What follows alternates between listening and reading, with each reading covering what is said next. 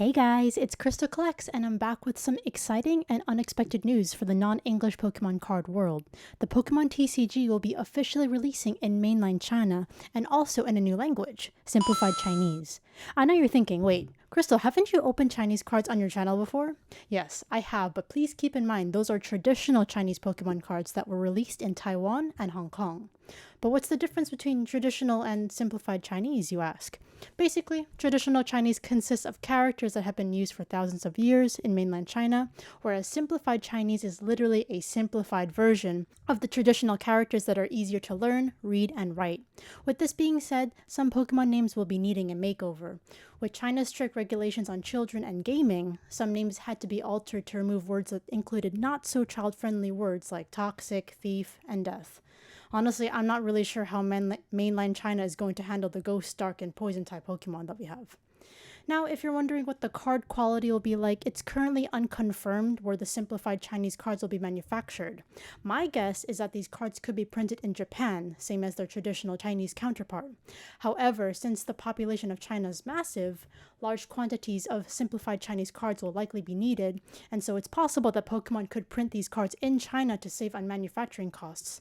However, if Pokemon China do choose to keep manufacturing local, the card quality could change. Keep in mind that South Korea has its own individual card stock quality, as I've mentioned numerous times in my Korean Pokemon card openings.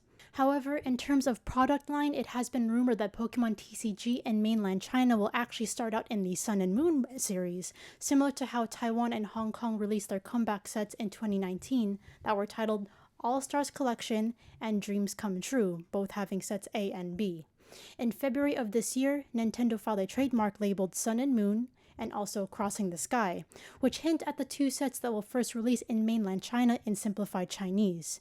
It is possible that they'll be very similar to the All-Stars Collection and Dreams Come True based on the theme of the titles. If you look at the box art of All-Stars Collection sets A and B, we obviously have a sun and moon in the background behind Charizard and Mewtwo. For Dreams Come True sets A and B, both box artworks feature Pokemon, obviously Dragonite and Rayquaza, in the sky, also with the sun and moon in the background if you haven't noticed.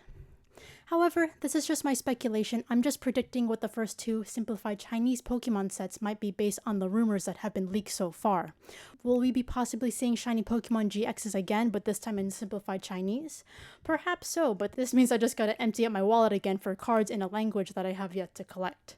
But this also means that mainland China will have to play catch up with Japan and the rest of the world in terms of Pokemon releases, just like how Taiwan and Hong Kong did in the past. Meaning they'll have to also release mega sets that have, multiple Japanese sets at a rapid pace, similar to how also Indonesia and Thailand have done in the past.